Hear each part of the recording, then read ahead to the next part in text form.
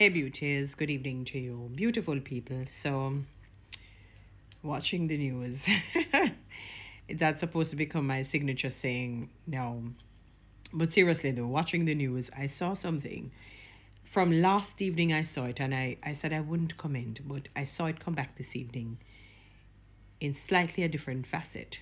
So it is talking about the violence that has been happening in schools, students against students, students against teachers, and so on, as we have been seeing for a little while now. And but today, this evening, the report stated, I'm only paraphrasing, I'm sorry I didn't write it down to get it verbatim, mental health issues, basically, as it relates to the violence in schools. So how I'm reading the post, this is my summarization of it, that the violence that you're seeing in schools, it is related to mental health issues. All right, I am no psychologist. I'm not a psychiatrist. I'm not even a medical doctor by an extent. Oh, why am I not being able to call these simple words easily? However, one of the little issues that I have, though, is that, let us say hypothetically that statement is correct. How is it that now that is being deduced, that is coming to the fore? Because had that data, I'm assuming a study was done for them to say it is mental issues. I hope it's not something that is off the top of their head, that it was just something said out of thin air, as they would say, something conjured up as opposed to something factual.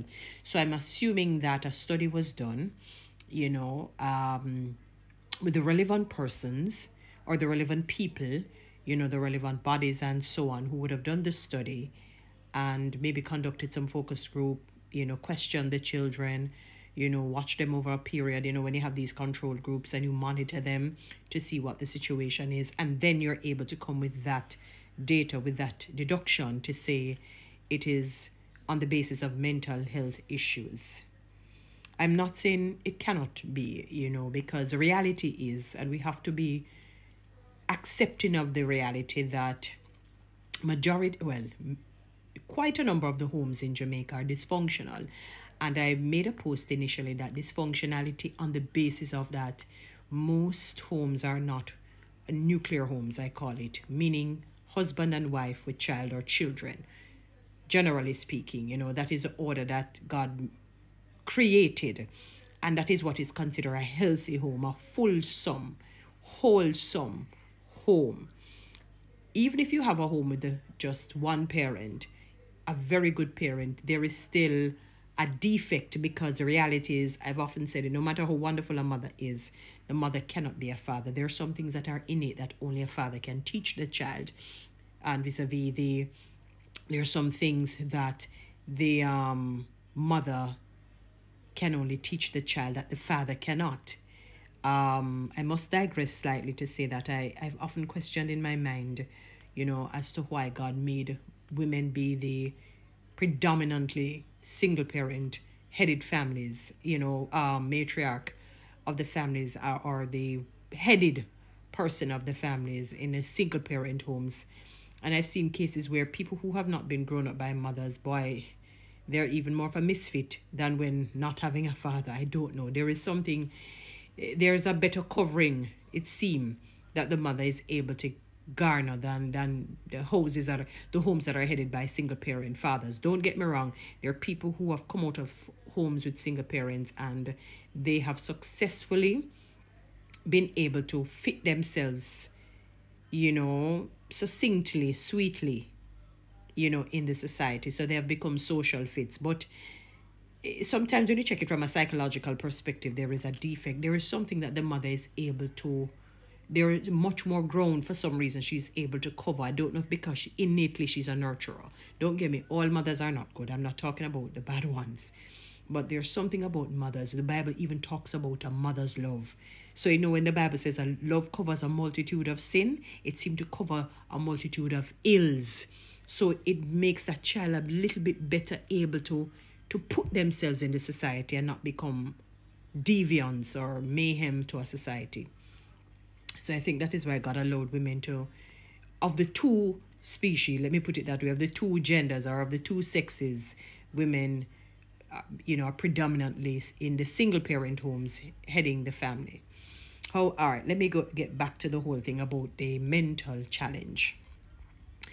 I don't think people understand when the Bible says train up a child in the way he or she should go. Not grow, it said go. That when they're old, they don't depart from it. What it is telling you, between the ages of 0 to 7, that Jean Piaget and Vygotsky spoke about, these are the important years. When you teach like children who are babies, like 0 to 2 years old, you want to test their sensomotor skills to see, that they're normal children and that they will understand things even at such a tender age.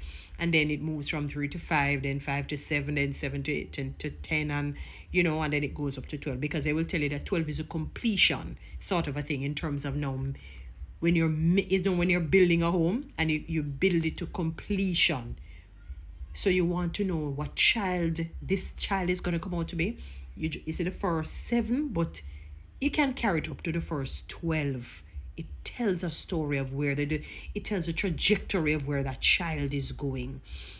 And when that parent is able to impart fundamental truths and build a level of integrity, accountability, responsibility in that child, and compassion from a tender age, 0 to 12, even if they become an adult and stray because of their human nature. It's human nature. You see that song that Michael Jackson sang many years ago, Human Nature.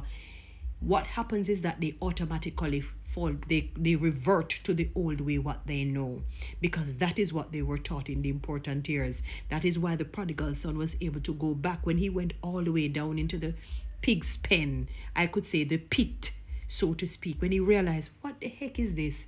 Down to my father's servants living much better. What am I doing? Am I crazy? Because he was taught some fundamental principles by his father and perhaps his mother, even though the Bible did not indicate of a mother per se. Train up a child in the way he should go, that when he's old, he's not depart from it. When you teach a child independence, you teach them how to stand alone, stand by themselves. Peer pressure can't penetrate that foundation so easily. It's like when you build a solid home, when the earthquake and the storm comes, you find that the ground won't shake so easily. It has to really shake and rock it and toss it. So what we call mental issues sometimes is just what we would say in Jamaica, bad behavior, untrained, not being taught, not being held accountable for wrongdoings, easily led, easily influenced. They're not taught to be leaders. They're not taught to have integrity, meaning to do right even when no one is looking. They're not taught compassion, that had it not been for the grace of God, you would be in that position. So don't laugh at somebody else's demise, even if they're your enemy.